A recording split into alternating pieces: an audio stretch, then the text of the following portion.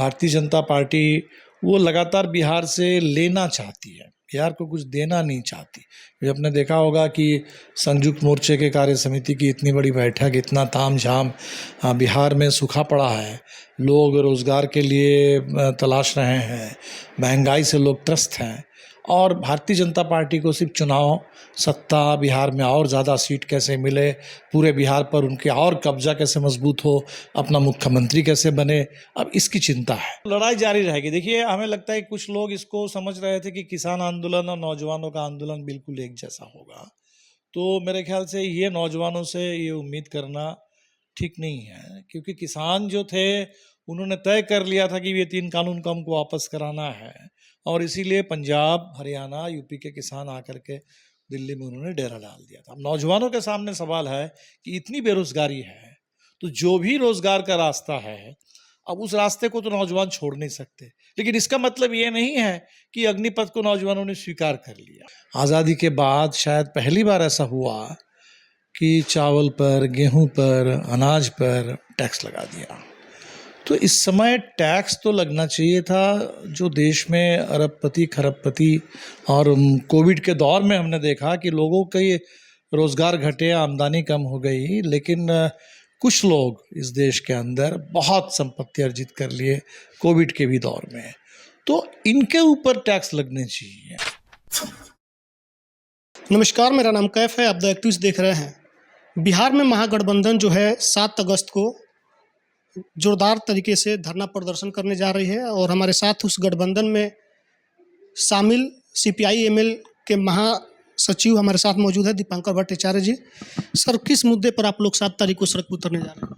देखिए, ये जो 5 जून को संपूर्ण क्रांति दिवस के मौके पर महागठबंधन का एक कार्यकर्ताओं का महासम्मेलन हुआ था पटना में, और उसी समय तय हुआ था कि इस समय बिहार के जो ज्वलंत मुद्दे हैं, इन मुद्दों पर एक बड़ा आंदोलनात्मक कार्यक्रम लिया जाए।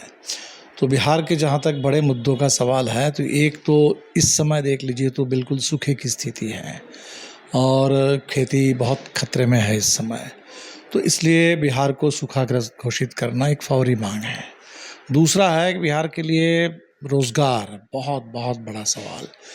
रोज़गार के सवाल पर आपने देखा कि चुनाव में सबसे बड़ा मुद्दा था, 19 लाख रोज़गार का उन्होंने वादा किया, कुछ नहीं मिला, और ऊपर से जो भी पक्की नौकरी लोगों को मिलती थी और वहाँ अग्निपथ ला करके अग्निवीरों के नाम पर अब सेना में भी पक्की नौकरी ख़त्म हो रही है।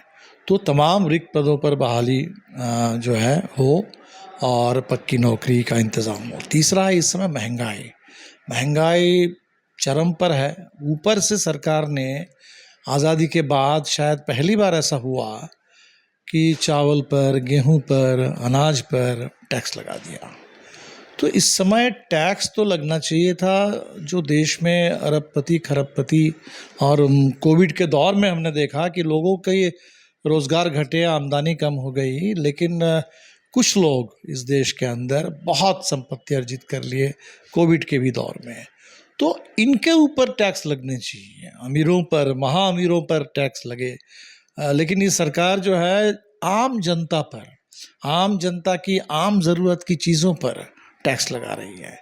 तो ये भी हमारी मांग है कि ये जो जीएसटी है इसको बदल लो, ये जो आम ज़रूरत की चीज़ों पर से जीएसटी ख़त्म करो और महंगाई पर रोक लगाओ। तो ये 3-4 अभी एकदम तात्कालिक प्रमुख मुद्दे हैं, और हमें लगता है कि जो चुनाव के बाद लगातार ये कोशिश हो रही है कि महागठबंधन से लोगों को लगा था कि चुनाव में बना है, तो चुनाव में बना ज़रूर था, लेकिन चुनाव के लिए ही सिर्फ नहीं बना था।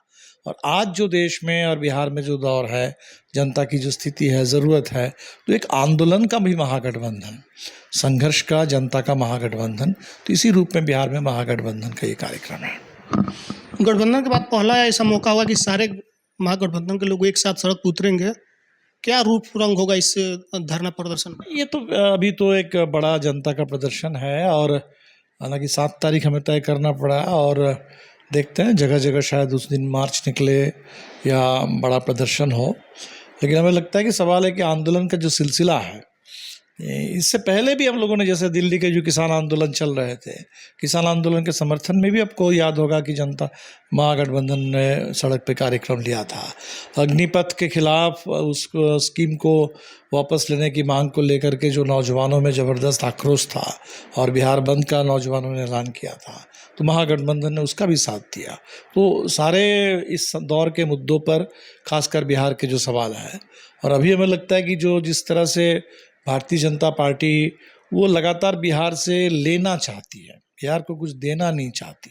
ये आपने देखा होगा कि संयुक्त मोर्चे के कार्य समिति की इतनी बड़ी बैठक, इतना तामझाम, बिहार में सूखा पड़ा है, लोग रोज़गार के लिए तलाश रहे हैं, महंगाई से लोग त्रस्त हैं, और भारतीय जनता पार्टी को सिर्फ चुनाव सत्ता, बिहार में और ज़्यादा सीट कैसे मिले, पूरे बिहार पर उनके और कब्जा कैसे मजबूत हो, अपना मुख्यमंत्री कैसे बने, अब इसकी चिंता है। तो बिहार से सिर्फ लूटना चाहती है, बिहार से लेना चाहती है, बिहार को देने के लिए भाजपा के पास कुछ नहीं है। और इसीलिए हमको लगा कि जैसे वो जेपी नड्डा साहब जब आए, हमारे आयशा के छात्र साथियों ने अच्छा काम किया कि उन्होंने बल्कि कहा कि भाई ये पटना विश्वविद्यालय भारत का इतना पुराना विश्वविद्यालय है, उसको केंद्रीय विश्वविद्यालय का दर्जा क्यों नहीं दे रहे हैं और आ करके कुछ अपना काम करने के लिए आ रहे हैं। तो जब आए हैं तो इसको केंद्रीय विश्वविद्यालय का दर्जा दीजिए। और नई शिक्षा नीति जो शिक्षा को महंगी बना रही है और लगातार सरकारी स्कूल, सरकारी शिक्षा वो कमज़ोर हो रही है, तो इसको भी वापस करो। तो हमें लगता है कि ये जो मांगें हैं बिहार की, इन मांगों को लेकर के बिहार के छात्र, नौजवान, मजदूर, किसान, आम लोग ये आगे बढ़ेंगे। सरकार का दावा था 19 लाख रोजगार, आप भी कह रहे हैं रोजगार नहीं मिला, लेकिन जो मंत्री है, उद्योग मंत्री, उनका कहना है कि उद्योग के स्तर में बढ़ोतरी हुई है, प्राइवेट कंपनियां के उद्योग लगा रही हैं। तो क्या प्राइवेट उद्योग का दावा था चुनाव के दौरान, या फिर जो सरकारी नौकरी है उसमें था क्या? बिल्कुल बिल्कुल न, उस समय तो रोज़गार की बात थी, नौकरी की बात थी, और अभी तो 19 लाख, इससे पहले मोदी जी को याद करें तो 2 करोड़ तक की भी बात थी। तो अब वो कह रहे हैं, कभी स्वरोजगार को रोज़गार बता देते हैं, पकौड़ा तोलने को रोज़गार बता देते हैं, दुकान खोलने को रोज़गार बता देते हैं, और प्राइवेट उद्योग लग रहे हैं। कहाँ उद्योग लग रहा है वो भी तो दिखाई नहीं दे रहे हैं।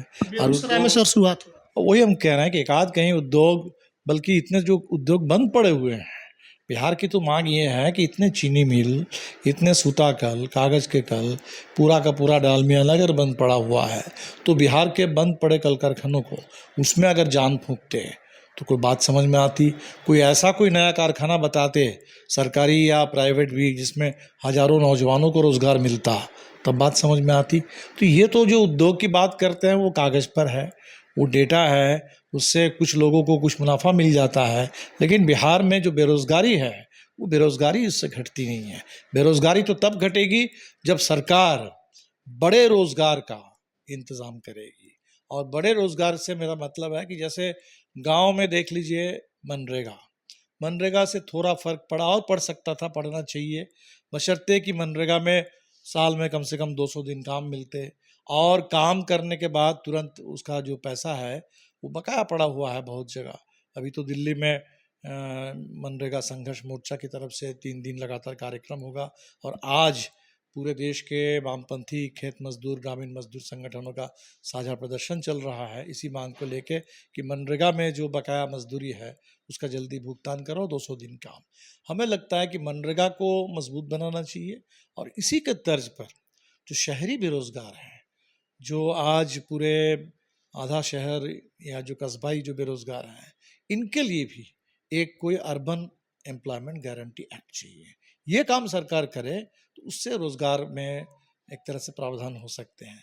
लेकिन सरकार उल्टा काम कर रही है, प्राइवेट सेक्टर प्राइवेटाइज कर रही है, पब्लिक सेक्टर, और पब्लिक सेक्टर में जो सबसे बड़ा जहाँ से नौजवानों को रोजगार मिलता था, number 1 Indian railways, number 2 Indian army, और ये दोनों जगह निजीकरण और ठेकाकरण करके इन्होंने रोजगार का रास्ता बंद कर दिया।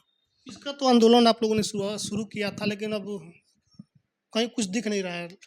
अग्निपथ में भर्ती चालू हो गई, छात्र नौजवान अप्लाई कर रहे हैं, परीक्षा चालू हो गया, लड़ाई जारी रहेगी या फिर? बिल्कुल बिल्कुल, लड़ाई जारी रहेगी। देखिए, हमें लगता है कि कुछ लोग इसको समझ रहे थे कि किसान आंदोलन और नौजवानों का आंदोलन बिल्कुल एक जैसा होगा, तो मेरे ख्याल से ये नौजवानों से ये उम्मीद करना ठीक नहीं है, क्योंकि किसान जो थे उन्होंने तय कर लिया था कि ये 3 कानून को हमको वापस कराना है, और इसीलिए पंजाब, हरियाणा, यूपी के किसान आकर के दिल्ली में उन्होंने डेरा डाल दिया था। अब नौजवानों के सामने सवाल है कि इतनी बेरोजगारी है, तो जो भी रोजगार का रास्ता है, अब उस रास्ते को तो नौजवान छोड़ नहीं सकते।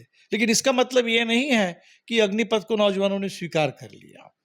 अगर सेना में ठेके पर ही रोजगार मिलेगा तो नौजवान तो ये नहीं कह सकता है कि हमें रोजगार चाहिए नहीं, हम बॉयकॉट करेंगे जब तक न परमानेंट हमको नौकरी मिलती है। हमें लगता है कि नौजवान जो भी रोजगार मिले उस रोजगार के लिए कोशिश करेंगे, लेकिन सुरक्षित रोजगार के लिए, सम्मानजनक रोजगार के लिए, पक्की नौकरी के लिए संघर्ष जारी रहेगा।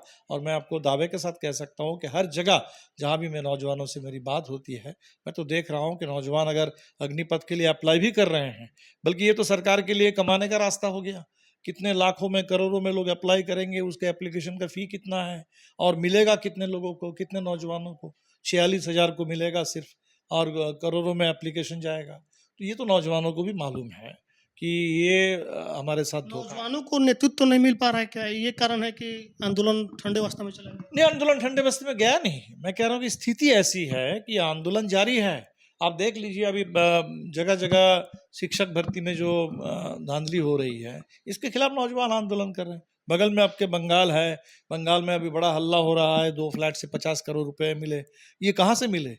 ये तो नौजवानों ने, जो वहाँ पिछले 2016 से धारावाहिक रूप से निरंतर, अभी 500 दिन से ज़्यादा वो लगातार कलकत्ता शहर में धरने पे बैठे हुए हैं। तो हम देख रहे हैं कि वो बंगाल हो, बिहार हो, झारखंड हो, यूपी हो, हर जगह नौजवान अपने अपने बहाली के सवाल पर उलझ रहे हैं, और वो धारावाहिक आंदोलन है। लेकिन जाहिर सी बात है कि नौजवानों के सामने उनको तो जिंदा भी रहना है, इसीलिए रोजगार की तलाश के साथ साथ आंदोलन कर रहे हैं। उनसे अगर आप ये उम्मीद हम करेंगे कि वो सब कुछ छोड़ करके सिर्फ आंदोलन करें, और जिस तरह का दमन भी शुरू हुआ है, तो हमें लगता है कि हम लोगों को नौजवानों का साथ देना चाहिए। और बल्कि ये आज़ादी के 75 साल हम मना रहे हैं, हमें तो इस बात की इस समय मांग उठानी चाहिए कि भाई, इस देश में आंदोलन करना, न्याय मांगना, सच बोलना, हक मांगना, ये कोई गुनाह नहीं है। अगर ये जुर्म है और इसके लिए हमको जेल में जाना पड़ेगा, तब ये आज़ादी के 75 साल, ये अमृत महोत्सव, इसका मतलब क्या है?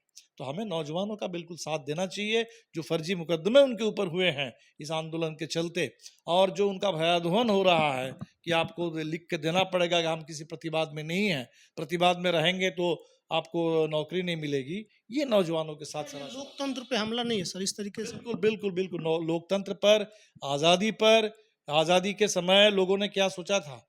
हम अंग्रेज़ों की गुलामी से छुटकारा पाना चाहते थे, राष्ट्रीय आज़ादी, और सोच ये थी कि आज़ाद हिंदुस्तान में सब लोगों को, जो संविधान का हमारा प्रियम्बल कहता है, सबको बराबरी का हक मिलेगा, सबको इस देश में आज़ादी मिलेगी, बोलने की, लिखने की, अपने अपने हिसाब से अपने मजहब को फॉलो करने की, मानने की। तो ये जो आज़ादी हमको मिलनी थी और जो कॉन्स्टिट्यूशन ने गारंटी किया था, आज तो नहीं मिल रही है, खतरे में है। तो इसीलिए लोकतंत्र पर, आज़ादी पर ये हमले हैं, उसके मूल्यों पर हमले हैं।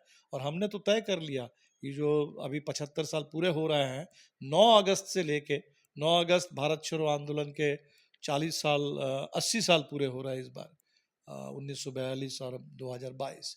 तो हमें लगता है कि ये 80 साल के मौके पर हम लोग पूरे देश में आंदोलन शुरू करेंगे। आज़ादी का पूरा 1 सप्ताह का, 9 अगस्त से लेकर 15 अगस्त तक, हम आज़ादी के मूल्यों को, कभी सपनों को छोड़ेंगे नहीं, और उसको साकार करेंगे। ये घर घर तिरंगा फहराने जा रही है इसी हाँ, लेकिन हमें लगता है कि सरकार ने तो नारा दे दिया, लेकिन आप चाहते हैं कि हर घर तिरंगा, तो सरकार को तो चाहिए ये था कि हर घर पे तिरंगा आप पहुंचाते पंचायत के जरिए हो, जैसे हो।